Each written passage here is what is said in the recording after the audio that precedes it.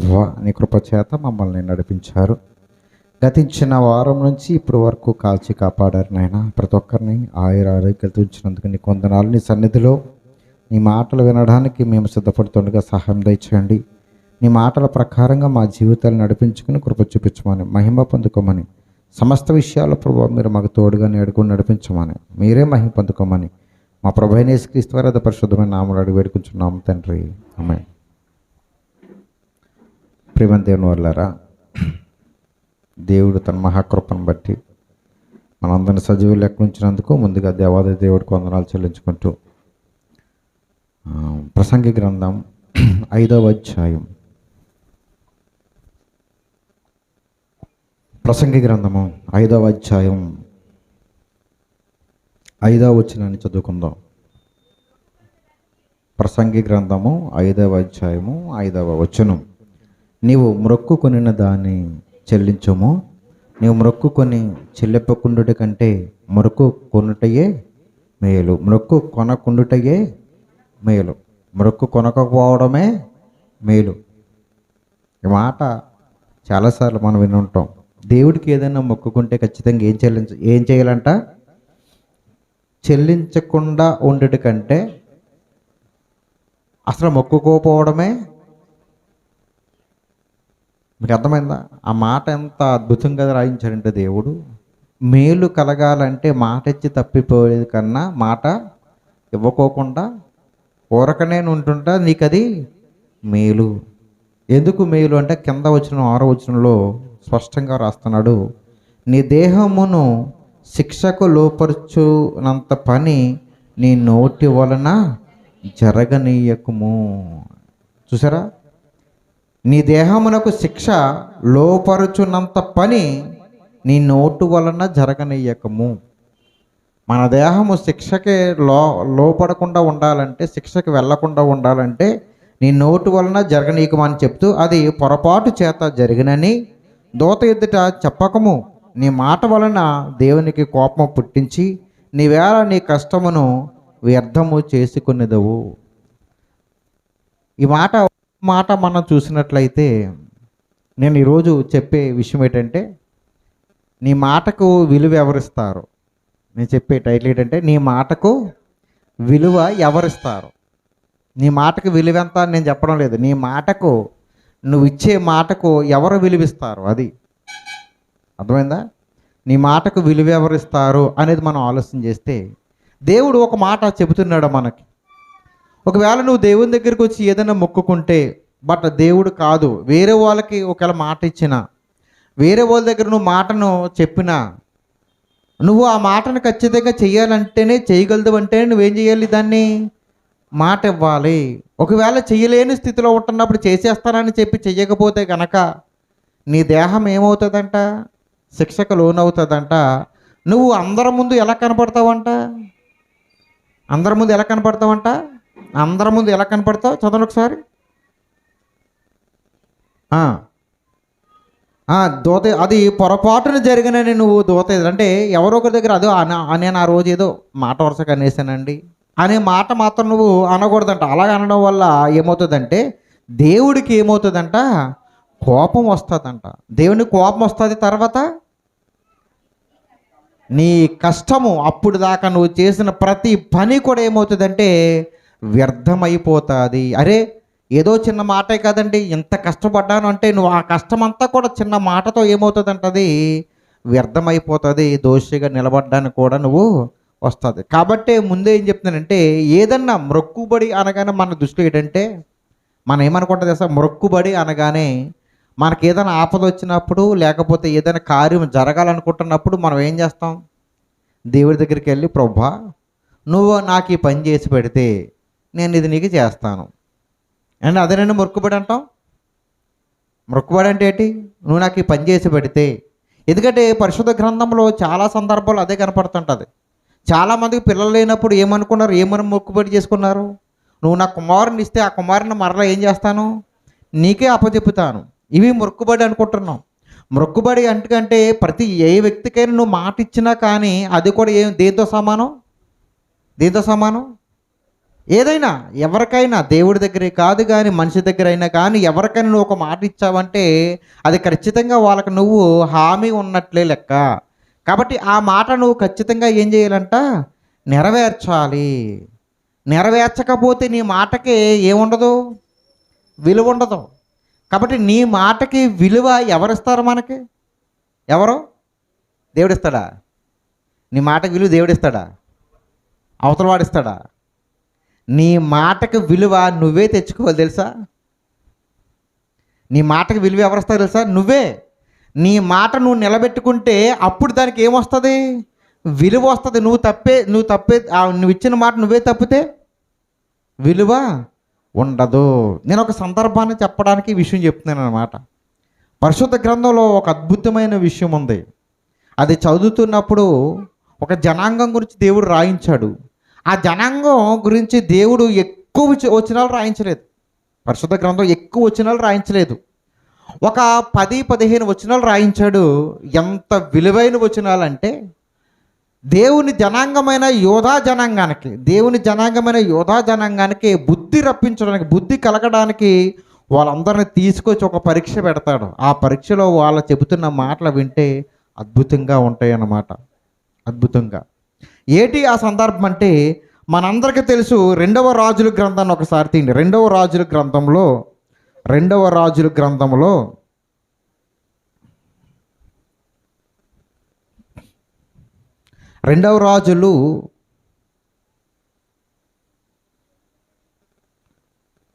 10వ అధ్యాయం. 2వ రాజులు 10వ అధ్యాయం. 2వ రాజులు 10వ అధ్యాయం 15వ వచనం కానీ చదవండి ఒకసారి.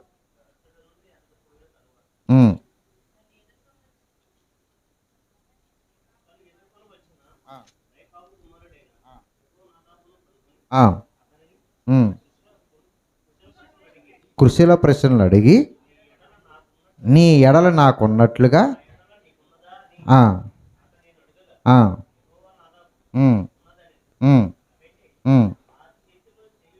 చూడండి, ఇక్కడ ఒక సందర్భం ఏంటంటే 15వ అధ్యాయం కంచి మనం ఈ సందర్భం ఎక్కడి వరకు రాయబడి ఉంటుందంటే 24 వరకు కూడా రాయబడి ఉంటుంది. ఏంటి ఈ సందర్భం అంటే మనందరికీ తెలుసు.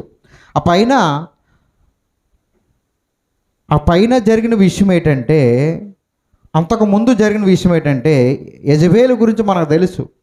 యెజబేలు వచ్చిన తర్వాత యోధా సామ్రాజ్యంలో ఆమె బయలు దేవతను నమ్ముతుంది. ఎవరు? యెజబేలు ఏం చేస్తుందంటే బయలు దేవతను నమ్ముతుంది.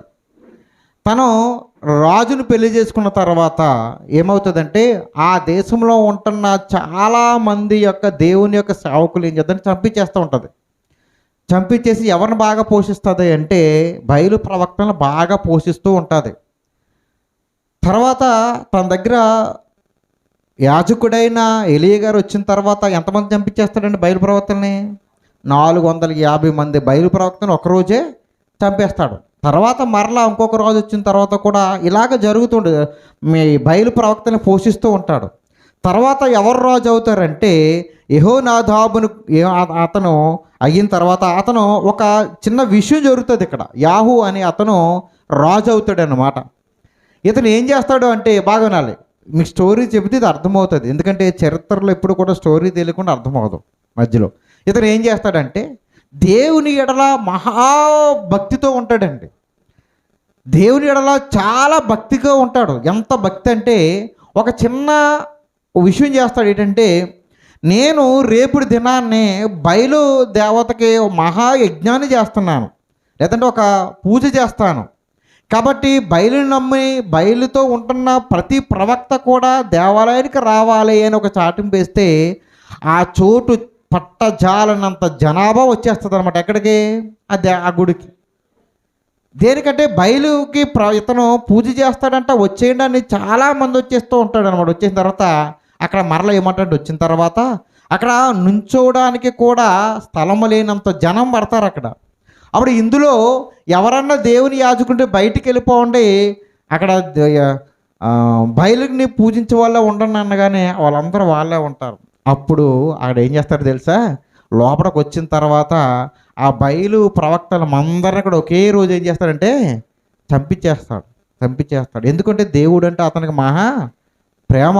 అంత ప్రేమ ఉండకూడదు, దేవుడు మాత్రమే ఉండాలి, దేవుని పూజ మాత్రమే జరగాలి, ఇదంతా అబద్ధము అని నమ్ముతాడు. ఆ మాటకు నిలబడి అతను చేసిన ఒక అద్భుతమైన విషయం ఏంటంటే తెలుసండి, తన కుటుంబీకులకి ఒక మాట చెప్తాడండి. చంపేసిన తర్వాత అతనికి రేఖాబీయుడు చదవండి, ఇప్పుడు చదవండి 15 వచనం. అచ్చట నుండి అతడు పోయిన తరువాత తను ఎదుర్కొని వచ్చిన రేఖాబు కుమారుడైన యెహోనాదాబును కనుగొనెను. రేఖాబు కుమారుడు ఎవరంట? యెహోనాదాబు. ఈ యెహోనాదాబు ఒక మాట చెబుతాడండి, తన కుటుంబీకులకి ఒక మాట చెబుతాడు.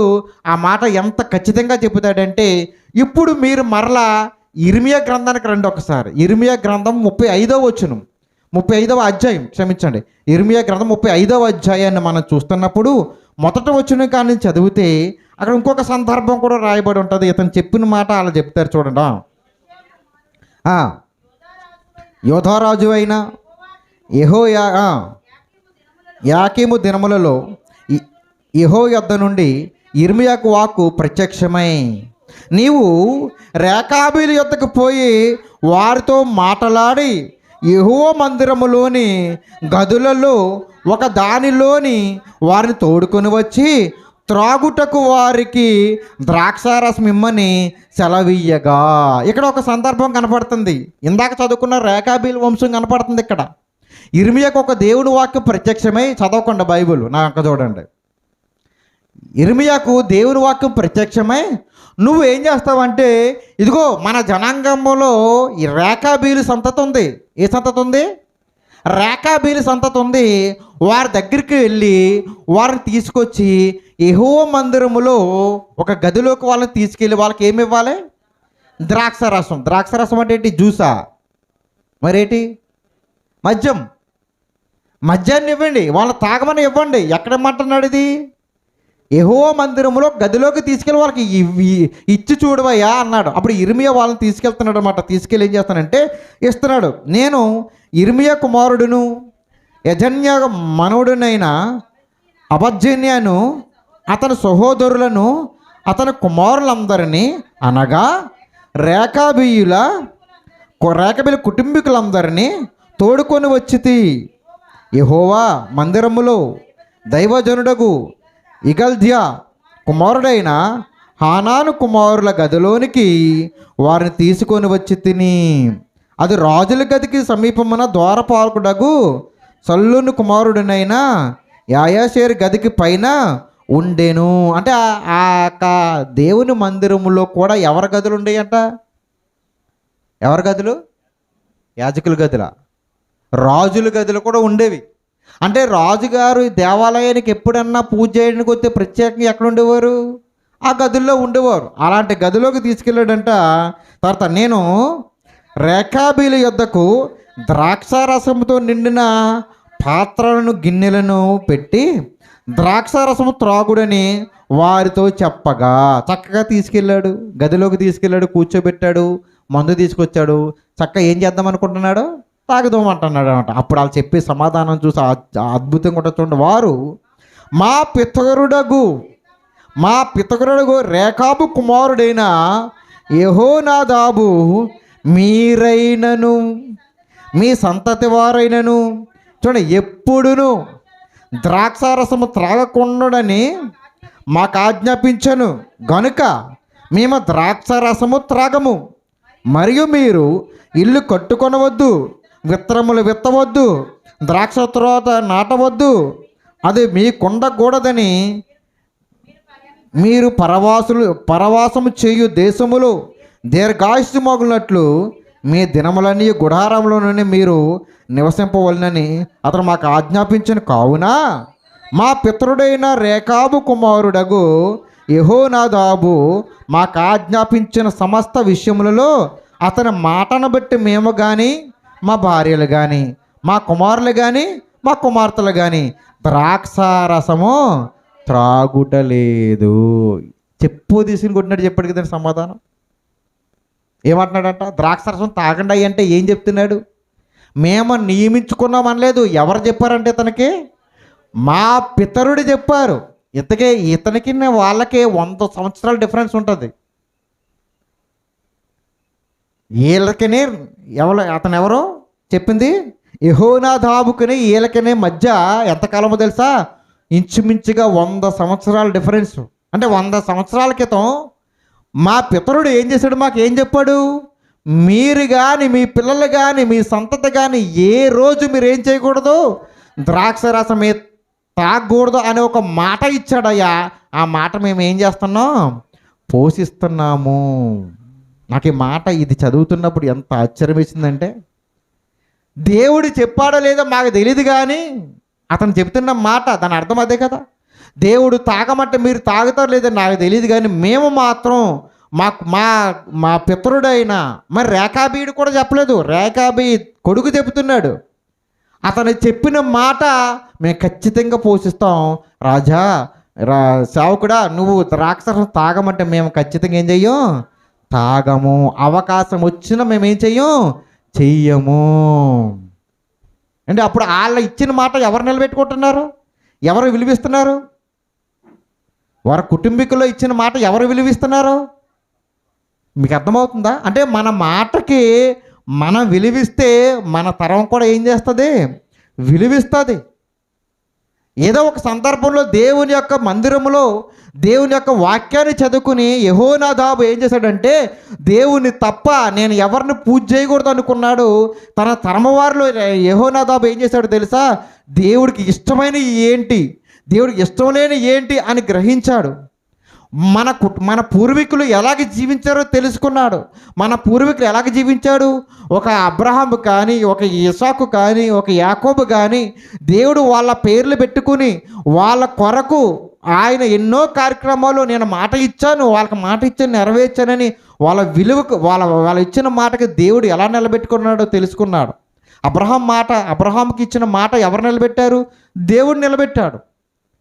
అతనికి ఇచ్చిన మాట నేను ఖచ్చితంగా నెరవేరుస్తున్నాడు. ఎందుకంటే వారి జీవిత కాలంలో ద్రాక్షరసాన్ని తాగలేదు.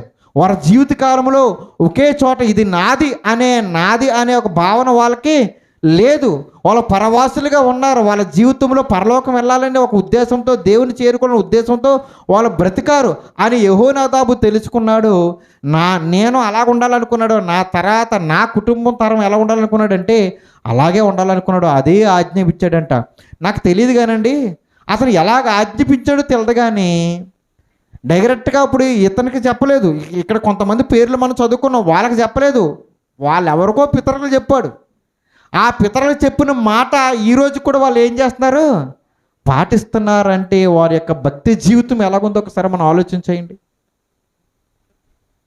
కొన్ని సంతతులు ఉంటాయి, కొన్ని జాతులు ఉంటాయి, మనకు తెలుసు. వాళ్ళ జాతుల్లో ఇప్పుడుకి వచ్చి కొంతమందితో మన పరిచయం అవుతున్నప్పుడు వాళ్ళు చెబుతున్న మాట ఏంటో తెలుసా? వాళ్ళ జాతుల్లో ఎన్ని గొడవలు వచ్చినా ఎక్కడికి వెళ్ళరంట తెలుసా? పోలీస్ స్టేషన్కి వెళ్ళరంట. వాళ్ళ పెద్దలు పెట్టిన నిర్ణయం అంట, మీరు ఎక్కడికి వెళ్ళకూడదు, పోలీస్ స్టేషన్కి వెళ్ళకూడదు. మరి గొడవలు వస్తే ఎలా తీరుతాయి? వాళ్ళే కూర్చుని ఏం చేస్తారంట, దాన్ని మాట్లాడుకుని సెటిల్మెంట్ చేసుకుంటారంట.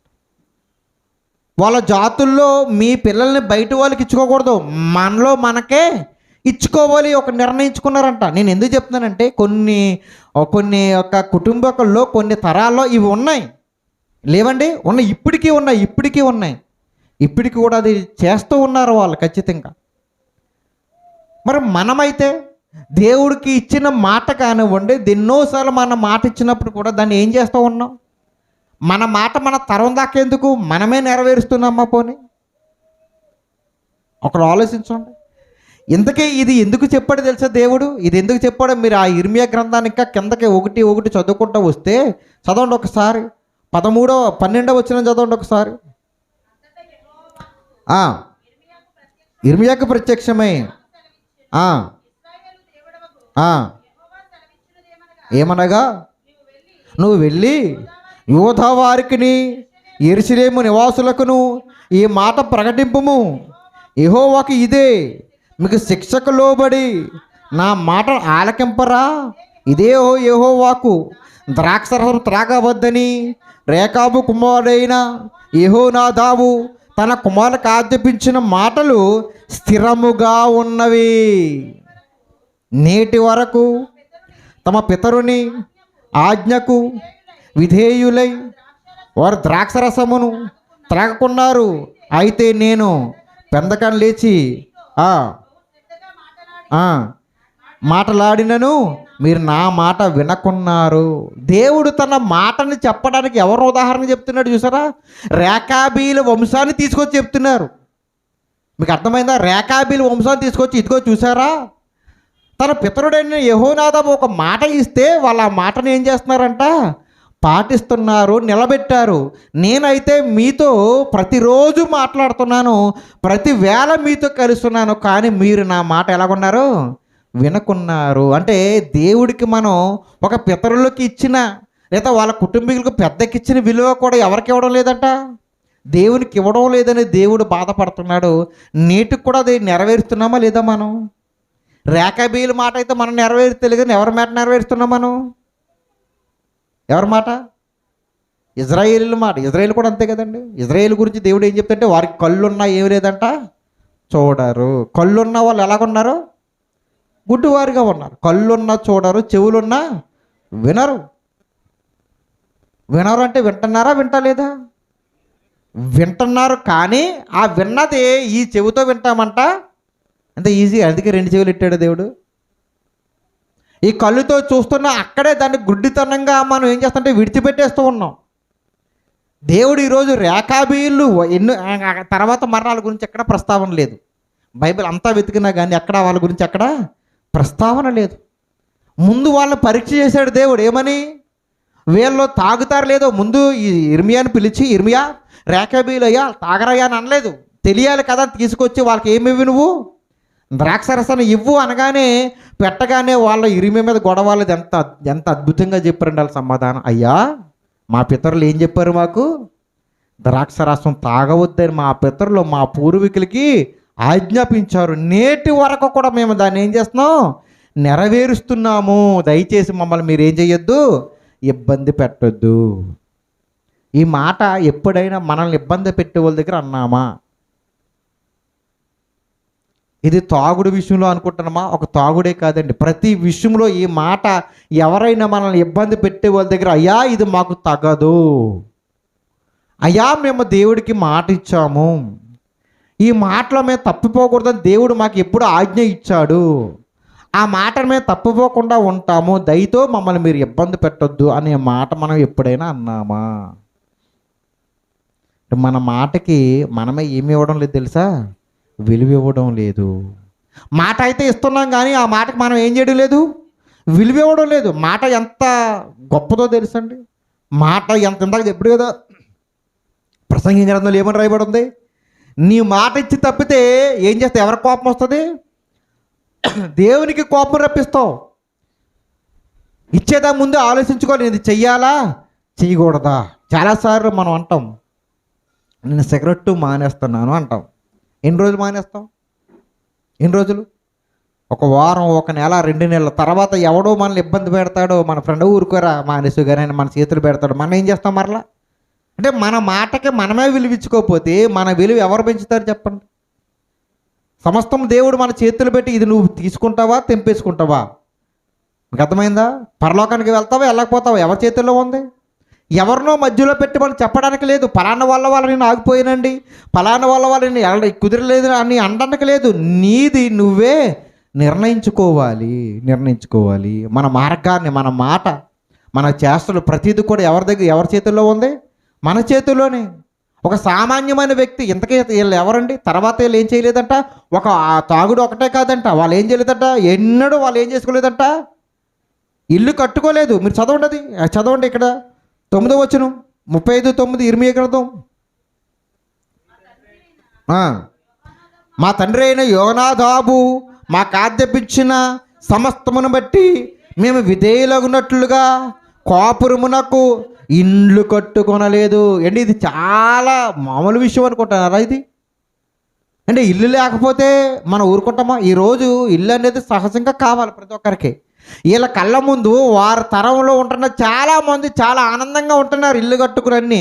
కానీ వీళ్ళు ఒక మాట తీసుకున్నారు. ఆ మాటకి ఏం చేస్తున్నారంటే వీళ్ళు ఇల్లు కట్టుకొనలేదు, ద్రాక్షవరములు కానీ పొలములు కానీ సంపాదించుకుంటలేదు, విత్తనమైనను చల్లుట లేదు, గుడారములలోనే నివసించుచున్నాము. అయితే నెబుకద్నెజరు ఈ దేశములో కల్దీల దండునకు సిరియనుల దండునకు భయపడి మనం యెరూషలేమునకు పోదుము రండని మేము చెప్పుకుంటాము గనుక మేము యెరూషలేములో కాపురం ఉన్నామని చెప్పిరి. చూసారండి, తన తరములో చాలామంది ఇల్లు కట్టుకుంటున్నారు, వాళ్ళు చాలా అభివృద్ధి అవుతుంటే వీళ్ళ మాత్రం ఏం చేయలేదంట, ఒక్క మాట మాకు ఆజ్ఞాపించాడు అనుకుని దాన్ని పోకుండా ఒకళ్ళు కాదు వాళ్ళ జాతి అంతా కూడా ఎలాగున్నారంటే ఎక్కడున్నా కానీ ఆ మాట ప్రకారంగానే నివాసం చేస్తూ ఉన్నారు. అంటే చాలాసార్లు వాళ్ళ మిగతా వాళ్ళు చాలా ఆనందంగా ఉంటారు, పొలాలు కొనుక్కుని ఆస్తులు సంపాదించుకుని మాకేమనుకుంటుంటే వీళ్ళు ఏం చేస్తున్నారంట, గుడారాల్లో నివసిస్తూ దేశ సంచారకులుగా ఉంటున్నారు తప్ప వీళ్ళ మాట కన్నా విలువిచ్చారు కానీ ఈ లోకం వైపు వాళ్ళు తిరగలేదు. మనం ఏం చేస్తాం తెలుసు, మన మాటలు ఎలాగుంటాయంటే ఇదిగో సంపాదించుకోకూడదు అని మన ప్రసంగాలు ఉంటాయి, వెనకాల మనం ఏం చేస్తూ ఉంటాం, ఏదైతే వద్దన్నామో దాన్నే చేసుకుంటూ ముందుకెళ్తూ ఉంటాం. అంటే మనం చెప్పే మాటకి మనమే విలువించుకోలేని స్థితిలోకి వెళ్ళిపోతున్నాం. అది నాతో పాటుగా కూడా అవ్వచ్చు. ఇక్కడ ఎవరో అతిథులు కాదు, ఎవరు కూడా ఇక్కడ గొప్పవాళ్ళుగా ఎవరు కూడా లేరు, మనము ఖచ్చితంగా ఇది జరుగుతుంది. అందుకే దేవుడు అంటున్నాడు ఒక మాట, కీర్తన గ్రంథం 15వ అధ్యాయంలో ఒక మాట దేవుడు చెబుతున్నాడు చూడండి. కీర్తన గ్రంథం 15వ అధ్యాయంలో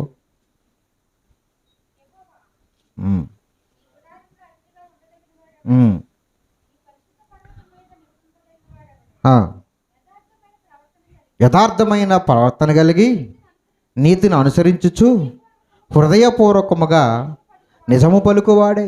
నిజము హృదయపూర్వకంగా ఏం పలుకోవాలంటే నిజం పలుకో. హృదయపూర్వకంగా నిజం పలకడం అంటే ఏంటి, నిజం పలకడం అంటే ఏంటి, మాట ఇచ్చి దాన్ని నెరవేర్చడం. నిజం అంటే ఏంటి, నేను మాట ఇచ్చాడంటే ఇది నెరవేరుస్తాడు, నేను నెరవేర్చిదే మాట ఇవ్వగలదును. ఏదో పడితే చెప్పేసి నేను చేయలేని చేతులు ఎత్తేవాడిని కాదు. అలాంటి వాడు అంటే ఎలాగుంటాడంట, నిజము అంటే ఏంటి చెప్తుండే కింద, అట్టి వాడు నాలుగుతో కొండెములాడడు. ఫస్ట్ నిజం పలుకువాడు అంటే ఏం చేస్తున్నాడు, యథార్థమైన మాట అంటే ఏం చెప్తున్నాడు, మొట్టమొదటి ఏం చేయడంటే అతను కొండెములాడాడు. అంటే కొండెములు అంటే ఏంటి, ఒకళ్ళ మీద చాడీలు చెప్పడు. ఇందాక మనం అనుకున్నాం కదా, ఒకటి నువ్వు అనుకుంటే కనుక, ఒక మాట ఇస్తే కనుక అది చేయగలిగితేనే నువ్వు చెప్పు, లేదంటే చెప్పకు. ఇక్కడ నేను చాలా యథార్థవంతుని అని చెప్పేసుకుని మరలా ఇలాంటి కార్యక్రమాలు మనం చేస్తూ ఉంటే నీ మాటకి విలువ నువ్వే తీసేసుకున్నట్లుగా ఉంటుంది అని చెప్తున్నాడు. ఇంకా ఏం చెప్తున్నాడు, నాలుగుతో కొండెములాడు, తన చెలికానికి కీడు చెయ్యడు. కీడు అనేది ప్రవక్తలతోనే కాదండి, చేష్టలతోనే కదా, మాటతో కూడా చాలా కీడు చేసేవాళ్ళుగా ఉంటారు. ఎక్కువ కీడు దేంతో కలుగుతుంది, నోటి మాటతో. ఎంత కదండి, నోటి మాటతోనే ఎక్కువ కీడు కలుగుతుంది. అది చేయకుండా ఉండాలంట. తర్వాత తను పొరుగువాని మీద నింద మోపడు. కీర్తనలో దేవుని యొక్క గుణలక్షణాలు చెప్తున్నాడు అన్నమాట. ఇవన్నీ కూడా ఇవి నీలో ఉండకూడదు. ముందు ఇవి లేకపోతే ఖచ్చితంగా నీ మాట నువ్వేం చేస్తావు, నిలబెట్టుకుంటావు. ఒకసారి మనం ఒకసారి పరీక్ష చేసుకుందామండి. ఎప్పుడు కూడా దేవుని యొక్క సన్నిధిలో మనం ఎందుకు వస్తామంటే మనం పరీక్ష చేసుకోవడానికే.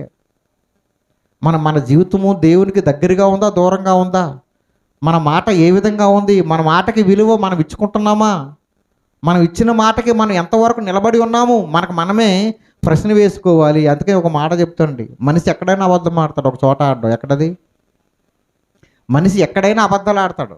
మనం చెప్పాను, ఎక్కడైనా అబద్ధాలు ఆడతాడు. ఇది ఒక్క చోట ఆడలేడు. ఎక్కడది, నీకు నువ్వు అబద్ధం చెప్పుకోలేవు. అంతేనా, అందరి ముందు దేవుడి దగ్గర చెప్పొచ్చు ప్రభువా అని అనొచ్చు, కానీ నీకు నువ్వుగా నీ హృదయానికి అయితే నీ మనసుకి అబద్ధం చెప్పుకోగలవా? ఖచ్చితంగా చెప్పుకోలేమండి, చెప్పుకోలేము. అందుకే దేవుడు అంటాడు, ముందుగా ఏది మారాలి తెలుసా, ఆటోమేటిక్గా మనసు మారిందనుకో నువ్వు మారిపోతావు అంతే. అక్కడ అబద్ధం చెప్పుకోలేము. మనంగా ఒక్కసారి ప్రశ్న వేసుకుని నిజం చెప్పండి, దానికి కూడా మనం అబద్ధం చెప్పామంటే ఇంక మనల్ని ఎవరు మార్చలేరు. ఇంతకాలంలో మనం దేవుని దగ్గర నుంచి బాప్తీసం తీసుకున్న తర్వాత, బాప్తీసం తీసుకుంటున్నప్పుడు దేవుడికి ఏం చేస్తాం, మనం వాగ్దానాలు ఇస్తాం. వాగ్దానాలు ఇస్తాం. ఏమని ఇస్తాం వాగ్దానం? చూడండి, దేవునితో పెళ్ళి అవుతున్నప్పుడు కూడా మాట ఇస్తాం. ఎవరికి? భార్య భర్తకి ఇస్తాడు, భర్త భార్యకి ఇస్తాడు. ఏంటి, అంతేనా? అది ఎలా ఉంటుందంటే, పాస్టర్ గారు చెబుతారు, దాని వెనకాల మనం చెప్పడం. అందుకే విలువ ఇవ్వడం లేదు దానికి మనం. నేను అంతేనండి, పాస్టర్ గారు చెప్తారు కాబట్టి నేను చెప్పాను అనుకుంటాం మనం. కానీ దేవుని దగ్గర మాత్రం ఖచ్చితంగా ఇస్తాం మనం, ఇలాగ నేను చేస్తాను, నేను ఉంటాను అని. ఆ అన్నది కొంతకాలానికి ఏమైపోద్ది తెలుసా? మనమే దేవుడి దగ్గరికి వెళ్ళి, ప్రభా ఇది నా దగ్గర నుంచి తీసేయి. ఉదాహరణకి మత్తయి సువార్త 5వ అధ్యాయము 11, 12 వచనాల్లో ఒక మాట రాయబడి ఉంటుంది, చదవండి. మత్తయి సువార్త 5వ అధ్యాయం 11, 12 వచనాలు.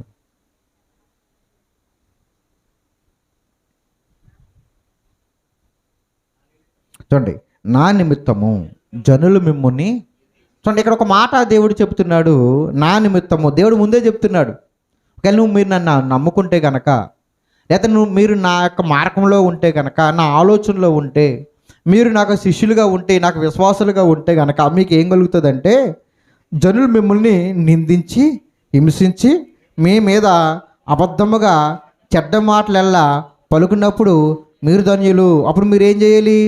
సంతోషించి ఆనందించుడి, ఎందుకంటే పరలోకమందు మీ ఫలము అధిక మగును. ఇలాగూ వారు మీకు పూర్వమందుండిన ప్రవక్తలను కూడా హింసించారు. ఈ మాట దేవుడు ముందే చెప్పాడా, తర్వాత చెప్తున్నాడా? ముందు ఏమని? మీకు ఏమొస్తాయి? హింసలు వస్తాయి, నిందలు వస్తాయి, అబద్ధాలు వస్తాయి, ఏదో విధంగా మీకు కష్టాలు అనేది ఖచ్చితంగా వస్తాయి. దీన్ని మనం కొత్తగా విశ్వాసంలోకి వచ్చిన వాళ్ళకి ఎలా తీసుకుంటారో తెలుసా? పర్వాలేదు ప్రభువా, ఎన్ని హింసలైనా, ఎన్ని ఇబ్బందులైనా, ఎన్ని గొడవలైనా, ఏమొచ్చినా కానీ నేనేం చేస్తాను, నిన్ను విడిచి వెళ్ళిపోను అనుకుని ఏం చేస్తాం మనం? దేవుని దగ్గర తీర్మానం చేసుకుంటాం, బాప్తిసం తీసుకుంటాం. అవునా? ఆ వచ్చిన ఒక సంవత్సరం పాటు ఎన్ని గొడవలు వచ్చినా కానీ, ఎవరు తిట్టినా కానీ ఏం చేయండి తెలుసా? మనం నోరు మూసుకుని దేవుడికి అప్పచెప్పని నేను వెళ్ళిపోతాం. ఇది ఖచ్చితంగా. తర్వాత అది అధికమవుతూ ఉంటుంది. ఏమవుతుంది? అదే గొడవ అధికమవుతూ ఉంటుంది, చాలా అధికం. ఇంకా మన మనసు తట్టుకోలేనంత వచ్చేస్తుంది. వెంటనే దేవుడి దగ్గరికి వెళ్ళి మళ్ళీ అడుగుతాం, ప్రభువా ఈ నిందలు కానీ, ఈ ఇబ్బందులు కానీ ఏం చేయవు, నా దగ్గర నుంచి నువ్వు తీసేస్తావు దేవా. ముందేమన్నా ఒప్పుకున్నాం మనం? వచ్చినా కానీ పర్వాలేదు అన్నాం. మరలా దేవుడి దగ్గరికి వెళ్ళేమంటున్నాం? ఏం మర్చిపోయాం మనం? ఆ ఇచ్చిన మాటను ఏమంటున్నా తీసాం. ప్రభువా మరి నువ్వు చాలామందికి తీసేసావు కదా, బైబిల్లోని చాలామందికి ఇబ్బందులు తీసేసావు కదా, మరి నాకెప్పుడు తీస్తావు అని అడుగుతాం మనం. అదే దేవుడు చూస్తాడు. పితరులకు చేశారన్న కానీ పితరులాగా తీసేస్తారని ఎక్కడ చెప్పలేదు కదా. యోబుని తీసుకుంటాం మనం. యోబుకు వచ్చిన కష్టాన్ని తీసి, యోబుకు వచ్చిన కష్టం నీకు వస్తుందేమో కానీ యోబులాగా తీసేసాం, మరలా రెండంతల అభివృద్ధి వస్తుందో రాదా మనం చెప్పలేం. ఈ మధ్య ఒక ఆవిడ నన్ను ఒక ప్రశ్న అడిగింది అన్నమాట. ఒక ప్రార్థనకి వెళ్తే ఆవిడకి ఎన్ని సంవత్సరాలు అంటే ఇంచుమించుగా 60 సంవత్సరాలు. ఆవిడ చెప్తుంది, తన కష్టాలు చెప్తూ ఉంది.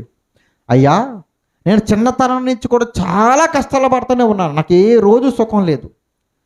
దేవుని నమ్ముకున్న తర్వాత ఎక్కువైపోయాయి. ఎంత ఎక్కువైపోయాయి అంటే చాలాసార్లు చచ్చిపోవాలనుకున్నాను, అంత కష్టాలు ఎక్కువైపోయాయి.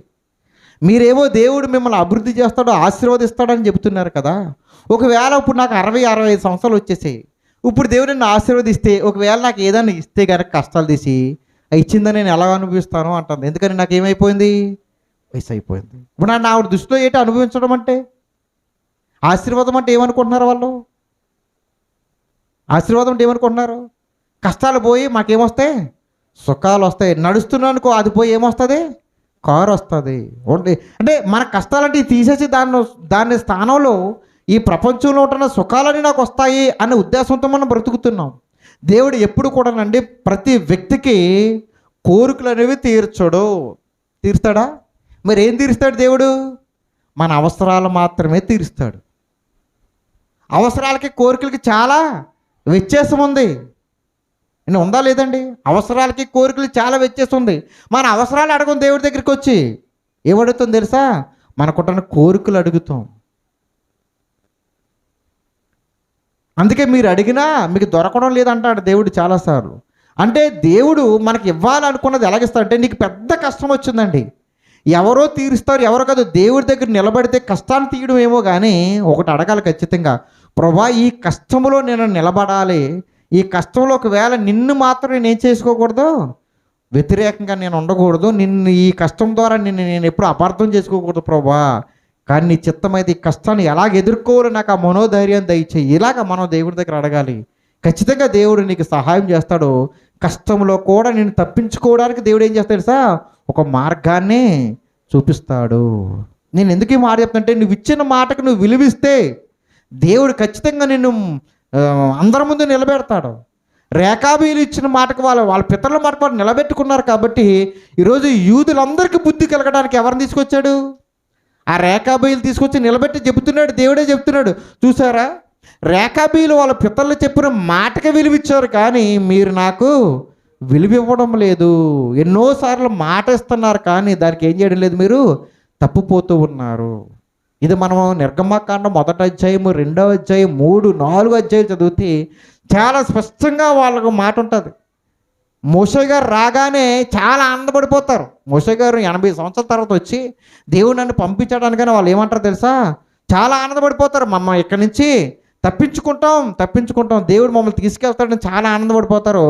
ఆ ఆనందం చాలా కొద్ది రోజుల్లోనే పోతుంది, అంతే. కొద్ది రోజుల్లోనే విడిచిపెట్టేస్తారు. దేవుడు మమ్మల్ని తప్పించాడు అని మర్చిపోయి ఎవరి మీద సనుక్కుంటూ మొదలెట్టారు? మరలా దేవుడి మీదే సనుక్కోవడం మొదలెట్టారు. ఎందుకంటే వాళ్ళ ముందు దేవుడిని ఆరాధిస్తాము, దేవుడితో కష్టాలు అనిపిస్తాము, ఈ చెర నుంచి మమ్మల్ని విడుదల చేస్తే చాలు, ఇంకా దేవుని విడిచిపెట్టం. చాలాసార్లు మనం అదే అంటాం, ప్రభా ఇది నాకు ఇస్తే, నా కుమార్తెకి లేదా నా కుమారుడికి లేదంటే మా ఇంట్లో ఉద్యోగం రాని లేదా పెళ్లి చేస్తే చాలు, ఇంకా చాలు ప్రభా నేను విడిచిపెట్టమంటాం. అది జరిగిన తర్వాత ఏం చేస్తాం మనం? అది జరిగిన తర్వాత విడిచిపెట్టేస్తాం దేవుణ్ణి. అయ్యో ఖాళీ లేదు ప్రభా, ఉద్యోగం ఇచ్చావు ప్రభా, కానీ ఉద్యోగంలో ఏమి లేదు, నాకు ఖాళీ ఉంచుతలేదు ప్రభా, మరి ఏం చేయను? లేనని చెప్పి నువ్వు ఇస్తే నేను విడిచిపెట్టనంటాం, ఇచ్చిన తర్వాత దూరం అయిపోతూ ఉంటాం. అలా చాలా సందర్భాలు మనకు జరుగుతూ ఉంటుంది. చాలా సందర్భాలు చాలాసార్లు మన కళ్ళ ముందు పెడతాడు దేవుడు. ఇర్మియా తీసుకెళ్ళి దేవుని మందిరంలో తీసుకెళ్ళి, నేనే సేవకుని, మీరు ఏం పర్వాలేదు, మీరు తాగొచ్చు అని ఇచ్చినా కానీ ఎవరిని కాదన్నారు వాళ్ళు? సేవకుడు ఇస్తున్నాడు పర్వాలేదు అనుకోలేదంట. ఏమన్నారు వాళ్ళు? ఖచ్చితంగా మేము తాగం, ఎందుకంటే మా పూర్వీకులు మాకేం చేశారంటే ఆజ్ఞ ఇచ్చారు. దేవుడు కూడా నువ్వు ఇచ్చిన మాట నువ్వు ఎలా నిలబెట్టుకుంటావో, ఎలా విలువిస్తావు అనుకుని చాలాసార్లు ఏదైతే వద్దంటామో దాన్నే మన కళ్ళ ముందుకు తీసుకొస్తాడు దేవుడు. మనకి అప్పుడే మనం దేవుడికి మన కళ్ళ ముందు తీసుకొచ్చి ఇదిగో అంటున్నప్పుడు మనం ఏం చేస్తాం తెలుసు? చాలాసార్లు ఖచ్చితంగా మన మాటను మనమే అధిగమించినట్లుగా ఉంటాము అంతే కదండి. ఏదైతే వద్దనుకుంటా, చిచ్చి నాకు ఈ డబ్బు ఉంది అని అన్నామనుకో, నేను ప్రసంగం చేస్తాను అనుకో, ఇక నుంచి వెళ్ళగానే నా దగ్గరికి ఏమొస్తుంది? ఆ డబ్బు వస్తుంది. నేను ఎలా టోనో తెలుసుకోవడానికి ఖచ్చితంగా అది జరుగుతుంది. నిలబడాలనుకుంటే అదే స్థితిలోకి మనం వెళ్తాం. ఏ కష్టం లేకుండా బ్రతుకుతున్నప్పుడు దేవుడు కష్టాలు పెట్టాడంటే అది విలువ మన మాట గురించి దేవుడు తెలుసుకోవడానికి. ఎందుకంటే మన మాట విలువ ఉందా లేదా అనేది ఎవరు పరీక్ష చేస్తున్నారో తెలుసా? ఒక మాట చదువుకుని ముగించుకుందాం. మలాకీ గ్రంథాన్ని చదువుదాం ఒకసారి. మలాకీ గ్రంథము 3వ అధ్యాయము 16వ వచనములో దేవుడు ఒక పని చేస్తున్నాడంట. అది అందరి గురించి కూడా. అప్పుడు యెహోవా యందు భయభక్తులు గలవారు ఒకరితో ఒకరు మాట్లాడుకొనుచుండగా యెహోవా చెవియొగ్గి ఆలకించెను. మనం మాట్లాడుకుంటున్నాం. యెహోవా యందు భయభక్తులు గలవారు అంటే దేవుని ప్రజలు ఒకరితో ఒకరు మాట్లాడుకున్నప్పుడు మనం మాట్లాడుకుంటున్నాం కదా. ఇప్పుడు ఏం చేస్తానంటే ఆయన చెవియొగ్గి ఆలకించెను, మరియు యెహోవా యందు భయభక్తులు కలిగిన ఆయన నామమున స్మరించుచు ఉండు వారికి జ్ఞాపకార్థముగా ఒక గ్రంథము ఆయన సముఖమునందు వ్రాయబడెను. దేవుని దగ్గర ఏముందంట? ఏముంది? ఒక గ్రంథం. అంటే ఎప్పుడైనా ఆలోచించారా దేవుని దగ్గర గ్రంథం ఎందుకండి అసలు? ఇప్పుడు మనం ఇంతకుముందు ఇప్పుడు చూడండి పుస్తకాలు ఉంటాయి, ఏమన్నా ఏం చేసుకుంటాం? మనం రాసుకుంటాం. ఇద్దరు వ్యక్తులకి ఇప్పుడు భూమి అమ్ముకుంటున్నాం అనుకో, నా స్థలాన్ని నేను అమ్మేస్తున్నాను అనుకో, ఖచ్చితంగా ఏం జరగాలి? రాయించుకోవాలి. దేని మీద? మామూలు పేపర్ పని చేయడానికి దేని మీద? బాండ్ పేపర్ మీద రాయాలి. ఎందుకు బాండ్ పేపర్ వచ్చింది అనుకుంటున్నారు? బాండ్ ఎందుకు వచ్చింది అనుకుంటున్నారు మీరు? ఇది డబ్బులు తీసుకున్న మరలా ఏ పేపర్ ఏం చేస్తాడో నేను అమ్మలేదు ఎప్పుడు ఇది సాక్ష్యం ఏంటి అంటాడు. మనుషులు ఎవరని చెప్పాను అది నమ్మత కుదరదు. దేన్ని నమ్ముతున్నాడు మనిషి? పేపర్లన్నా నమ్ముతున్నాడు కానీ తన మాటకు మాత్రం వాళ్ళకి విలువ లేదు. మనిషి మాటకు విలువ లేదని పేపర్లు పెట్టుకున్నాం కదా.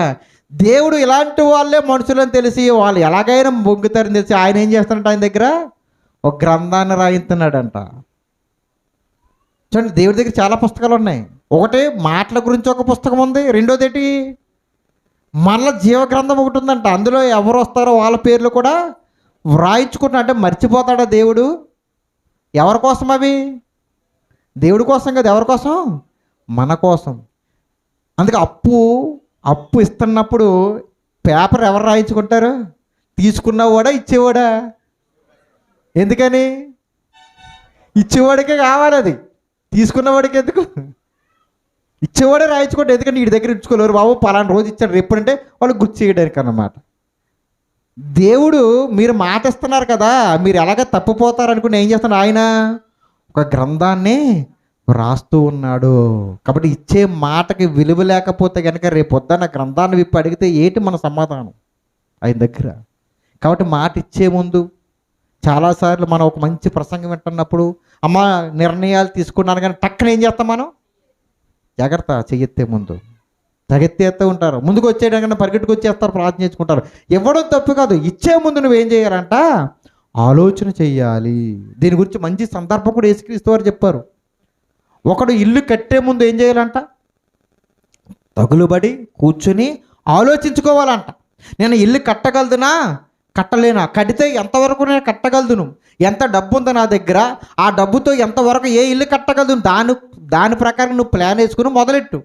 ఒకవేళ ఏమి లేకుండా మొదలెట్టి సగం చేసిన తర్వాత ఆపేస్తే ఏమవుతావట? నువ్వు అందరి ముందు అపహాస్యపాలవుతావు. కాబట్టి నువ్వు జాగ్రత్త. నువ్వు చెప్పే ముందు, చేసే ముందు, నీ మాట ఇచ్చే ముందుగా నువ్వేం చేయాలి? నువ్వు చాలా జాగ్రత్త. ఒకడి ముందు యుద్ధానికి వెళ్ళినప్పుడు కూడా అదే చెప్తాడు. నువ్వు ఇతరుల ముందు యుద్ధానికి వెళ్తున్నప్పుడు నువ్వేం చేయాలి తెలుసా? ముందు నువ్వు కూర్చుని ఆలోచించాలి, వాడు బలం ఎంత, నీ బలం ఎంత. అర్థమైందా? చూసుకున్నప్పుడు యుద్ధానికి వెళ్ళు, అప్పుడు ఏమవుతుంది? నీకు విజయం వస్తుంది. విజయం. ఇవన్నీ దేనికి సంబంధించిన? మన ఆత్మీయ జీవితానికి ఇవన్నీ సంబంధించినవి. మన యుద్ధం ఎవరి మీద అండి? మన యుద్ధం ఎవరి మీద? మన మీద, సాతాను మీద. ముందు యుద్ధం ఎవరి మీద చేయాలి తెలుసా? సాతాను మీద వెళ్ళిపోతారా? తింగరోడు అనుకున్నాడు అడేమోనని. ముందు ఎవరి మీద యుద్ధం చేయాలి? మన మీద చెయ్యాలి. ఏట్ల మీద?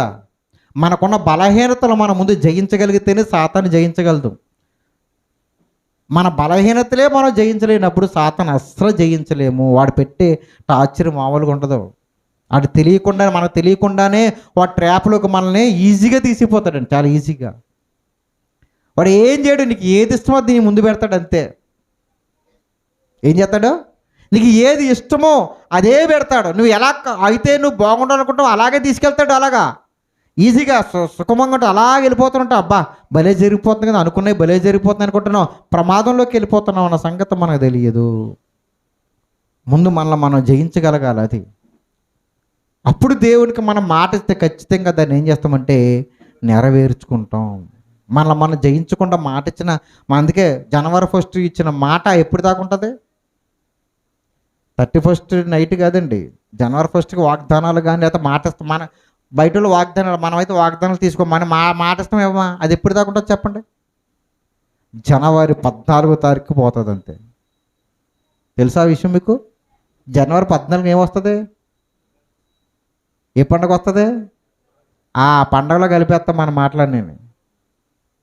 మీకు అర్థమైందా? అమ్మ పండగ కాదండి, చాలా పనులు చేస్తాం. ఏది ఇచ్చామో దాన్ని వ్యతిరేకమని చాలా పనులు చేస్తాం. ఎందుకంటే అందరూ చేస్తున్నారు కదండి, నేను చేస్తే తప్పేముంది, అంతే.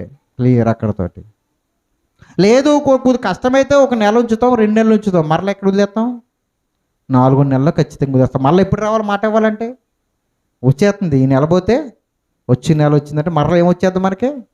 జనవరి 1. మళ్ళీ మనం ఏం చేద్దాం? కొత్త మాటలు ఎత్తుక్కుంటూ ఉంటాం. మళ్ళీ ఏం చేయాలని ఇచ్చిన మాట ఏం చేసాం ఇప్పుడు వరకు ఉన్నది.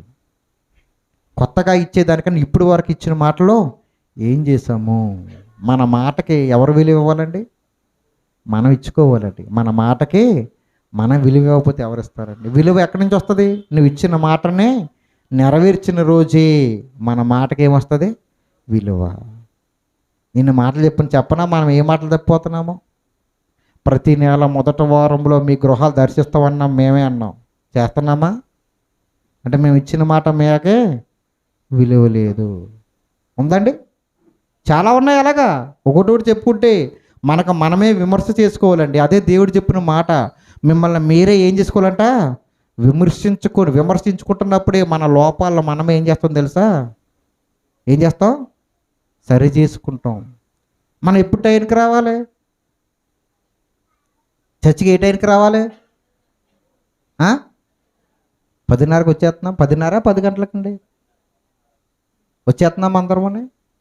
నాతో పాటు వస్తున్నామా? అంటే మనకి ఇస్తున్న మాట ఇస్తాం కానీ ఎవరు నిలబెట్టుకోము? మనమే అలాగా ప్రతి దాన్ని చూసుకున్నట్లయితే మన మాటకు మనమే విలువించకపోతే ఎవరు విలువిస్తారయ్యా? ఇంకప్పుడు మాట ఇచ్చుకోవడం ఎందుకు?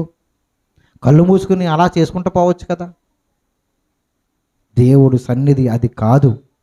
దేవుడి సన్నిధిలో ప్రతి దానికి ఇచ్చిన దాన్ని నిలబెట్టుకుంటేనే ఆ విలువ అనేది నిలబడుతుంది.